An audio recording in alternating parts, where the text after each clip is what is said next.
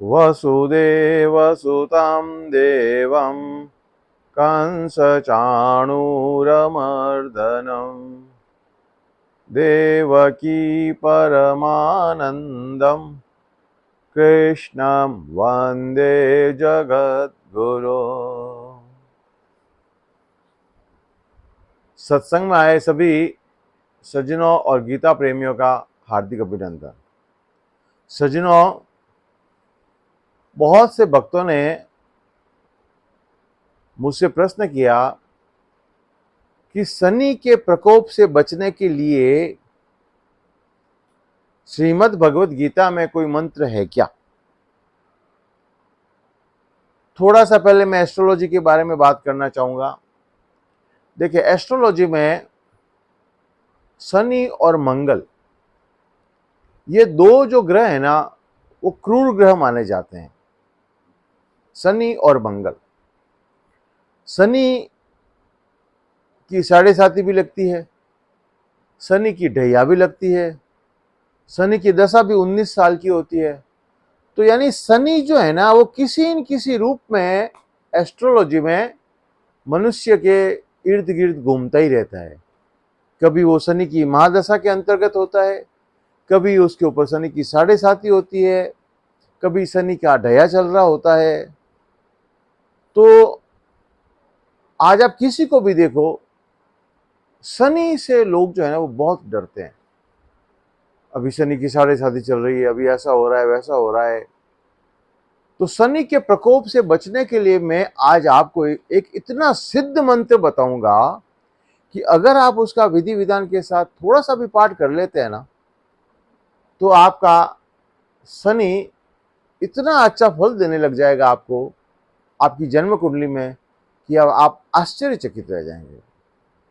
पहले मैं उस मंत्र का आपको थोड़ा सा शाब्दिक अर्थ समझाऊंगा, उसके बारे में थोड़ा बताऊंगा, पर फिर भी मैं आपको बता देता हूं, जैसा मैंने एक मंत्र विज्ञान के बारे में आपको बताया था कि मंत्रों के शाब्दिक अर्थ के ऊपर कभी भी नहीं जाना चाहिए। क्यों?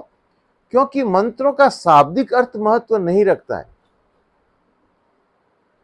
ये मंत्र बड़े बड़े ऋषियों के द्वारा बनाए गए होते हैं, तो आपको बस उस मंत्र का जप करना होता है।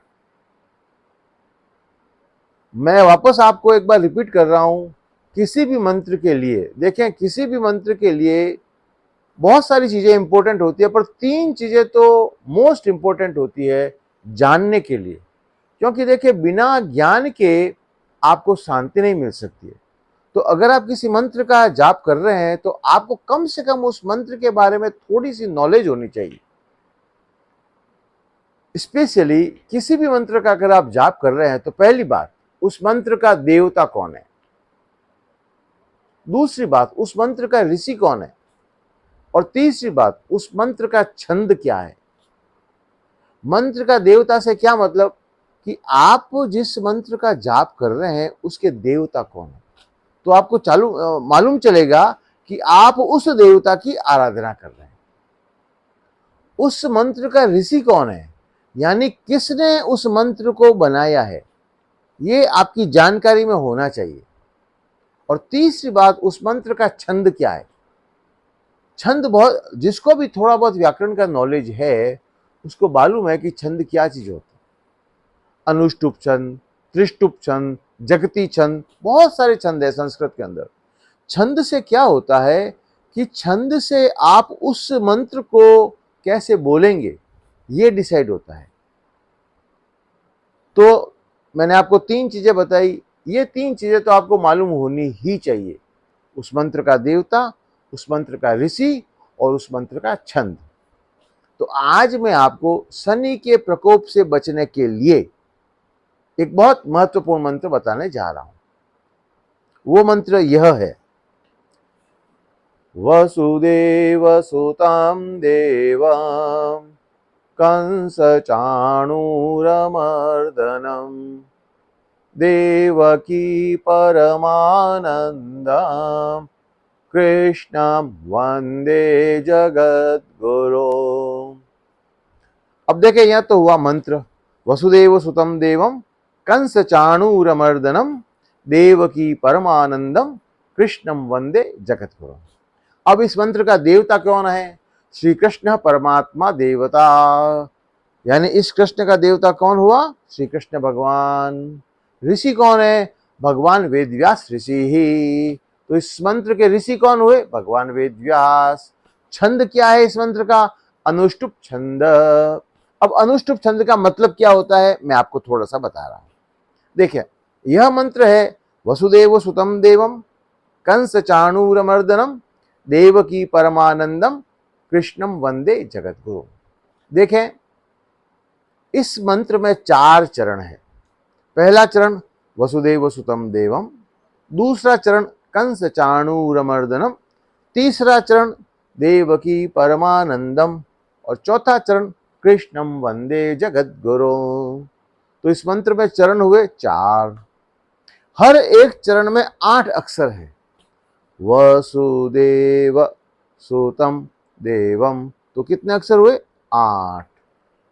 कंस चाणूर मर्दनम 8, देवकी परमानंदम 8 अक्षर, कृष्णम वंदे जगत गुरुम 8 अक्षर। तो हर 4 चरण और हर एक चरण में 8 अक्षर, तो टोटल अक्षर कितने हुए? 8 × 4 32 अक्षर इस मंत्र में हुए। 32 अक्षर को अपन कैसे लिखते हैं? 3 और 2। 3 - 2 कितना होता है? 1। 1 का मतलब क्या? कि इस पूरे ब्रह्मांड का ईश्वर एक ही है। 3 - 2 = 1, 1। इसका मतलब क्या? इस पूरे यूनिवर्स का, पूरे ब्रह्मांड का ईश्वर भगवान एक ही है। चाहे वो मुसलमानों का ईश्वर हो, चाहे वो ईसाइयों का ईश्वर हो, चाहे वो सिखों का ईश्वर हो, चाहे वो जैनों का ईश्वर हो, पूरे ब्रह्मांड का ईश्वर जो है, परमात्मा जो है, वो एक ही है। पहले ये बात समझनी चाहिए। अब इस मंत्र का हम शाब्दिक अर्थ समझने की कोशिश करते हैं। वसुदेव सुतम देवम, यानी जो वसुदेव जी के पुत्र है। कंस चाणूर मर्दनम, कंस और चाणूर का मर्दन करने वाले हैं। देवकी परमानंदम, जो देवकी को परम आनंद देने वाले हैं। कृष्णम वंदे जगत गुरुम, मैं उन भगवान श्री कृष्ण की वंदना करता हूं जो जगत के गुरु है, जगत के ईश्वर है। यह इस मंत्र का अर्थ हुआ। अब कंस और चाणूर का मतलब क्या है? कंस का मतलब है कामना और चाणूर का मतलब क्या है? क्रोध, गुस्सा। जब कामना के पूर्ति होने में बाधा होती है तो क्रोध पैदा होता है। तो कामना और क्रोध दोनों का मर्दन करने वाले हैं कौन? भगवान श्री कृष्ण। तो यह एक ऐसा मंत्र है और सिद्ध मंत्र है यह।